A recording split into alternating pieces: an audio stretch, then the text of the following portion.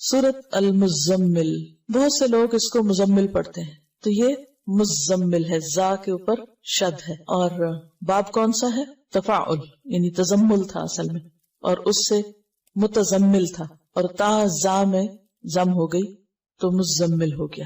اس سورت کے 2 رکوع ہیں، اور پہلا رکوع بالاتفاق مکی ہے اور مکہ کے ابتدائی دور میں نازل ہوا۔ دوسرے کے بارے میں اختلاف رائے ہے، بعض کہتے ہیں کہ 1 سال کے بعد نازل ہوا، اور بعض کہتے ہیں کہ یہ مدینہ میں نازل ہوا۔ 20 آیات ہیں، 285 کلمات ہیں، 838 حروف ہیں۔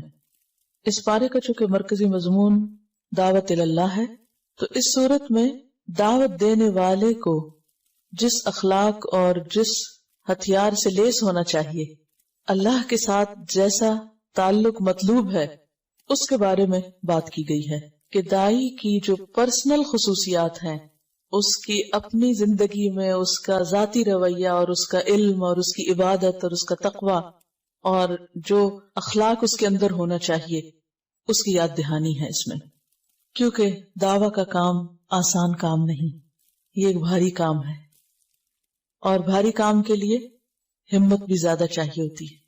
جنوں کے اندر شاید ہم سے زیادہ طاقت ہے، اس لیے انہوں نے پہلی دفعہ ہی سن کر بھرپور کام شروع کر دیا، اور غلط خیالات پر بھی بھرپور تنقید، اور بھرپور طریقے سے میسج کنوے کر کے توحید کی بھرپور دعوت۔ اسی طرح انسان خواہ جسمانی طور پر کمزور ہی کیوں نہ ہو، لیکن اگر اس کا ایمان مضبوط ہے، وہ اندر سے مضبوط ہے، اس کا اللہ سے تعلق مضبوط ہے، تو پھر وہ بڑے بڑے جنوں سے نمٹنا جانتا ہے، جیسا کہ اس میں فرعون کا ذکر آئے گا، اور بالکل ابتدائی دور کی صورتوں میں سے ہے سورۃ المزمل۔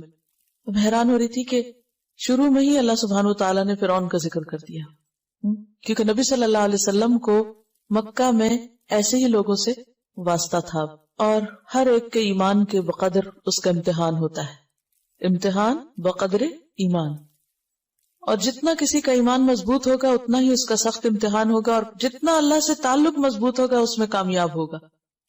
اور اس کامیابی کے لیے بے حد ضروری ہے کہ انسان کے اندر مضبوطی ہو، اور وہ مضبوطی آ نہیں سکتی جب تک انسان قرآن سے گہرا تعلق نہ رکھتا ہو، اور خاص طور پر رات کی نماز میں قرآن کی قرات کے ساتھ قیام کی عادت نہ ہو۔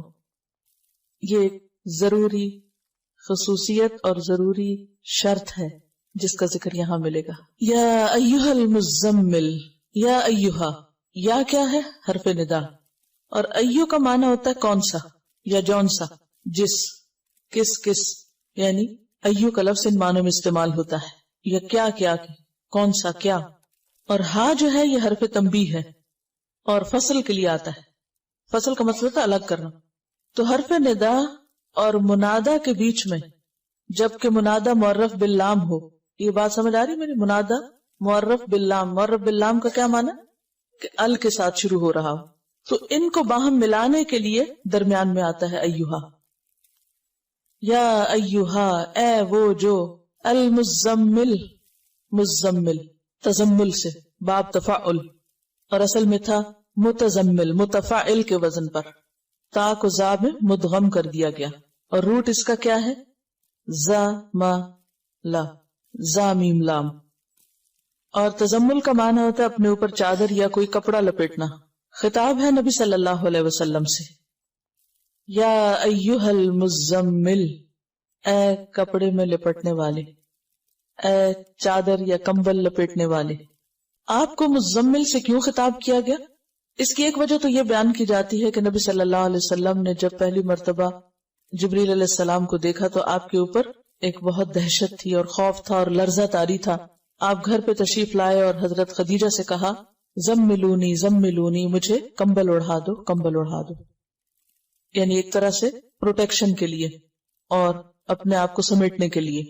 اور یہ تو چونکہ نقطہ آغاز تھا، اس کے بعد ابھی مزید آپ پر ذمہ داری ڈالی جانا تھی، لہذا آئندہ جب آپ کو پکارا گیا تو اس نام سے پکارا گیا، اے کپڑا لپیٹنے والے۔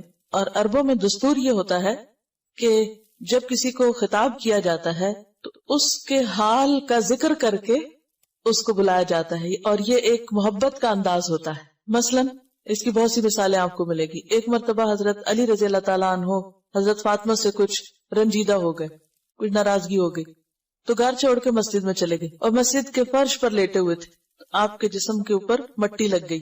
نبی صلی اللہ علیہ وسلم حضرت علی کو تلاش کر رہے تھے اور کرتے کرتے جب مسجد میں گئے تو کہا یا ابا تراب، اے مٹی والے، یعنی یا مٹی میں لپٹے ہوئے یا لتھڑے ہوئے اٹھو تم. اسی طرح حضرت ابو ہریرہ جو تھے ان کو بلیوں سے بہت پیار تھا تو ان کا نام ابو ہریرہ رکھ دیا گیا. اسی طرح کچھ اور بھی آپ کو ایسے نام ملیں گے یا کنیتیں ملیں گی کہ جو انسان کے حال کو یا اس کے شوق کو یا اس کے کام کو واضح کرتی ہے. تو نبی صلی اللہ علیہ وسلم نے چونکہ پہلی وحی کے بعد کپڑا اوڑھ لیا تو وہ ایک اتنا پیار بھرا انداز تھا کہ اللہ سبحانہ وتعالیٰ نے اس کو یاد کرایا اور فرمایا یا ایھا المزمل، اے کپڑا لپیٹنے والے. اب کپڑا لپیٹنے کا وقت نہیں، اب کیا ہے؟ اب تو کام کا وقت ہے.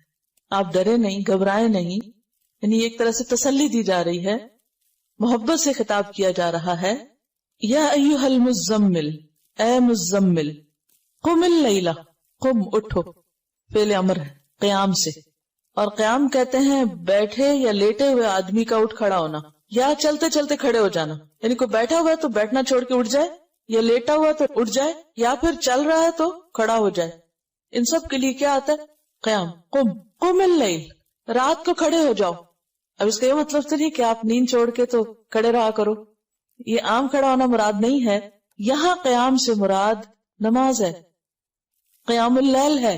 آپ نے پیچھے پڑھا کہ بعض اوقات نماز کے لیے لفظ قرآن آتا ہے، بعض اوقات تسبیح آتی ہے، بعض اوقات سجدے کا لفظ آتا ہے، تو جز بول کے کل مراد ہوتا ہے. اور یہاں پر قم، کھڑے ہو جاؤ سے مراد ایسے آئیڈیلی کھڑا ہونا نہیں بلکہ نماز میں کھڑے ہونا ہے.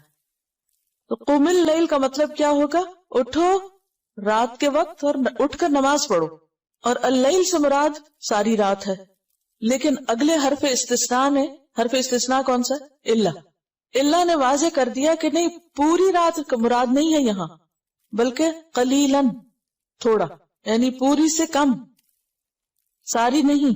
قم اللیل الا قلیلاً، رات کو قیام کرو یعنی نماز ادا کرو مگر تھوڑا. اب کتنا تھوڑا؟ نصفہ، اس کا آدھا، یعنی نصف اللیل، آدھی رات.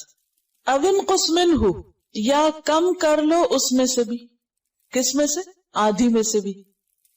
آدھی کا پھر کم کیا ہوگا؟ تہائی ہو جائے گا، 1/3 ہو جائے گا، ٹھیک ہے. یا پھر اس کا بھی کم کریں تو چوتھائی ہو جائے گا، یعنی نصف النصف کریں تو چوتھا حصہ رہ جائے گا. یعنی ایک کا آدھا کریں، ایک کے 2 حصے کریں تو کیا ہوگا؟ نصف کریں تو آدھا کہلائے گا، اور نصف کو نصف کر دے تو چوتھائی ہو جائے گا، کوارٹر ہو جائے گا. او انقص منہ قلیلاً، تھوڑا سا. تو اس کا مطلب یہ ہے کہ بالکل آدھا نہیں کرنا بلکہ اس میں سے کچھ ہی کم کرنا ہے، یعنی تہائی رات. او زد علیہ، یا اس پر زیادہ کر لو، یعنی نصف پر. تو نصف یا آدھا جو ہے، ہاف جو ہے، وہ کیا ہے؟ سٹینڈرڈ. کبھی آدھے سے کم کر لو یا اس سے بھی تھوڑا کم، یا آدھے سے کچھ زیادہ بھی کر لو. تو ڈیپینڈ کرتا ہے کہ جیسے بھی حالات ہیں. اب اس دور میں گھڑیاں تو تھی نہیں، کوئی الارم کلاک نہیں تھے، موبائل نہیں تھے، کوئی اور